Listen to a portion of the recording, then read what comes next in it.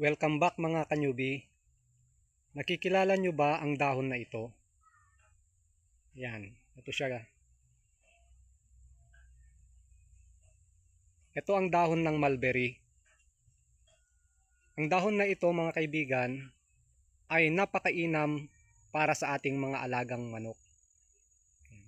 Sa isang pag-aaral, ang tuyong dahon ng mulberry ay nagbibigay siya ng 18 to 25% ng crude protein.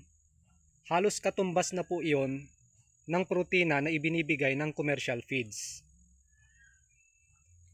Ganito ang kanyang bunga kapag hindi pa siya hinog. Ito.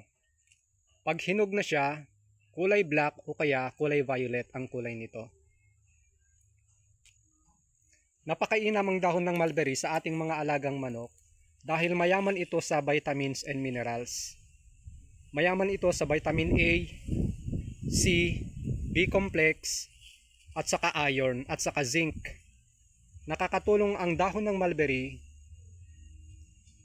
lalong-lalo na sa growing stage ng ating mga manok. Halimbawa, 2 months old hanggang 3 months old. Nakakatulong iyon sa pagpapalaki, pagpapalakas ng kanilang katawan at sa pagpapatubo ng kanilang mga balahibo. May tatlong paraan upang ipakain natin ito. Una, pwede natin itong ipakain ng tuyo. Tadtarin ng pino, ihalo sa patuka. Halimbawa, darak ng mais, tsaka commercial feeds, kunting tubig, haluin at ipakain sa ating mga alagang manok. Pangalawa, pwede nating putulin ng hanggang dito. Kumuha tayo ng mga ilang piraso, depende sa dami ng ating mga alagang manok.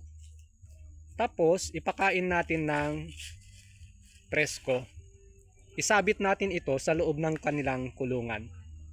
Kusang tutukain at kakainin ng mga manok ito, guys. At ang pangatlo, pwede itong tadtarin ng sariwa, katulad ng sa tuyong dahon. Ihalo din natin po ito sa kanilang patuka. Meron lang tayong dapat iwasan o tandaan sa pagbibigay ng dahon ng mulberry sa ating mga alagang manok. Ang una, kailangan siguraduhin natin guys na wala siyang pesticides o hindi siya na-sprayan ng pestisidyo. At ang pangalawa, siguraduhin din natin na yung dahon na ibibigay natin ay walang mga insekto o kaya uod. Halimbawa, katulad nito. Yan. Dapat siguraduhin natin na yung dahon ay walang mga uod. Yan. Halimbawa, yung ganito. Tanggalin natin pag ipapakain natin sa ating mga alagang manok. May uod po yan sa loob. Yon guys. So, kailangan tanggalin natin yung mga ganito. Okay guys? Ang dahon ng mulberry, mayaman sa vitamins and minerals at saka sa crude protein.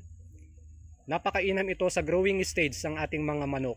Nakakatulong sa pagpapatubo ng malusog na balahibo at malusog na pangangatawan ng ating mga alagang manok.